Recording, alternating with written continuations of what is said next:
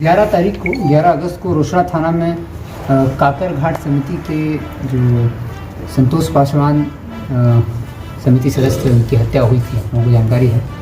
और हत्या के बाद कुछ अज्ञात अपराधियों ने, ऐसा लग रहा था हत्या के बाद जब घटनास्थल पर पुलिस पहुंची तो उससे स्पष्ट हुआ कि कुछ अज्ञात अपराधी जो है मोटरसाइकिल से आए हुए थे और गोली मार करके हत्या की गई थी। तो इसके बाद SIT बनाई गई थी। SDPO रोसड़ा शिवम कुमार के नेतृत्व में SIT कार्य कर रही थी और CI रोसड़ा जो है सुनील कुमार और SHO रोसड़ा और SHO शिवाजी नगर, ये 4 लोगों ने इस घटना में, और DIU से अरविंद कुमार, 5 लोगों ने इस घटना का उद्भेदन किया है। जैसे ये घटना हुई उसके बाद परिवारजन, जो मृतक के परिजन थे, वो तुरंत अपने ही गांव के दूसरे समुदाय के लोगों पर आरोप लगा रहे थे और लॉ एंड ऑर्डर की स्थिति भी वहाँ पर उत्पन्न हुई थी। कुछ लोगों को घर में घेर करके और मारपीट करने का प्रयास किया गया था, लेकिन जब तो पुलिस वहाँ पहुँच गई थी तो वो सफल नहीं हो पाए थे। तो कुछ जो वहाँ गांव में 2-3 समुदाय रहते हैं, तो एक समुदाय के लोगों को घेर करके मारने का प्रयास किया जाता है, लेकिन पुलिस जब पहुँच गई थी तो बहुत अच्छा कार्य करते हुए उन सब लोगों को अच्छे से रेस्क्यू किया गया था और परिजनों का जो आक्रोश था उसको शांत कराया गया था कि इसका इन्वेस्टिगेशन होगा, डिटेक्शन होगा और जो अपराधी है उसको जेल भेजा जाएगा। और SIT बनाने की बात उन तक पहुँचा दी गई थी। इस आश्वासन में उन लोगों के द्वारा बॉडी को हटाया गया और जो दूसरे समुदाय के लोग थे उनके घरों पर हमला नहीं किया गया था और फिर आगे बॉडी को डिस्पोजल कराया गया और हम लोगों ने अनुसंधान प्रारंभ किया था। SDPO रोसड़ा ने अनुसंधान इसका किया है पूरा और घटना का खुलासा भी किया है। जो FIR में जो चूँकि FIR नेम्ड थी, हम लोग जान रहे थे कि अज्ञात अपराधी या घटनास्थल पर कोई नहीं था, सिर्फ मृतक थे और 2 अपराधी थे। काकर घाट के पास अनजान सुनसान जगह पर गोली मारी गई, लेकिन फिर भी परिजनों को जिस पर शक संदेह था उनका नाम दिया था। गांव के ही करीब 12 लोगों का नाम दिया था, उसी गांव के थे। और जो घटना का कारण परिजन ने बताया था वो ये था कि लड़का लड़की का एक मैटर हुआ था। एक लड़की एक लड़के के साथ कुछ दिन पहले भागी थी। 2 अलग अलग समुदाय थे। मृतक जिस समुदाय थे उससे उस समुदाय के लोग थे और दूसरे समुदाय के लोग थे, जिन पर दोनों समुदायों के बीच में लड़का लड़की का मामला हुआ था, जिसको लेकर के मृतक के परिजनों का आरोप था कि दूसरे समुदाय के लोगों ने इनको आकर के मारा है। लेकिन हम लोग इस कारण से बहुत संतुष्ट नहीं थे, चूँकि ये घटना जो है, जो लड़का लड़की का मैटर था वो सुलझ चुका था, लड़की बरामद भी हो चुकी थी, उसका बयान भी हो चुका था और वो मामला डाउन कर चुका था। तो इसके बाद फिर अन्य पहलुओं पर SIT ने कार्य किया और कार्य करने के बाद इस पूरी घटना का खुलासा हुआ यूँ था कि इस घटना का तार जुड़ता है 40-50 साल पहले की। 40-50 साल पहले उस गाँव में एक ज़मीन थी जो कि पुरुषोत्तम चौधरी और इनके करीब लोगों की थी। इन लोगों ने रहती में कुछ ज़मीन दी होगी और जो पहले से चलता था कि ज़मीन दे दी है किसी को जोतने के लिए, और जोतने के लिए लोग अपना उस पर जोतते थे। लेकिन जिन लोगों को ज़मीन दी गई थी जोतने की, धीरे धीरे उन लोगों ने ज़मीन पर कब्जा कर लिया। तो कब्जा जब कर लिया तो वो लोग लगातार कब्जा, और उन लोगों का फिर टाइटल सूट में मुकदमा चला गया। तो दोनों पक्ष जो है टाइटल सूट में थे, मतलब अपनी ज़मीन की मालिकाना हक के लिए इनकी लड़ाई चल रही थी। और जो संतोष पासवान समिति सदस्य थे, इनका रसूख उस एरिया में काफ़ी बढ़ता जा रहा था।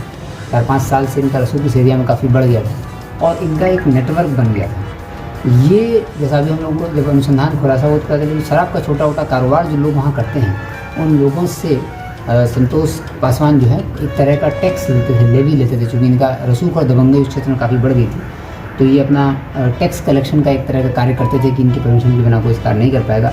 और पुरुषोत्तम चौधरी और इनके जो फरीक हैं, इनका ज़मीन का व्यापार था और साथ में पुरुषोत्तम चौधरी भी लिकर के काम में आ गया था और उसका एक साथी था विक्की कुमार। ये दोनों, विक्की कुमार उसके नीचे का डिस्ट्रीब्यूटर था। तो ये लोग शराब का भी कार्य कर रहे थे और छोटी छोटी गाड़ियों से शराब मंगा के गांव में ही अपने लोकल ही लोग डिस्ट्रीब्यूटर थे, अपने गांव में ही डिस्ट्रीब्यूट करने का कार्य करते थे। तो जब चूँकि संतोष पासवान का रसूख था और ये राजनीतिक रूप से और वैसे सक्रिय थे, तो इनके द्वारा इस तरह के लोगों के बारे में टैक्स लिया जाता था। और जब ये दबाव इस ग्रुप पर पड़ा, पुरुषोत्तम चौधरी और विक्की कुमार पर, तो इनका ज़मीन विवाद ऑलरेडी चल रहा था और साथ में ये घटना हो गई।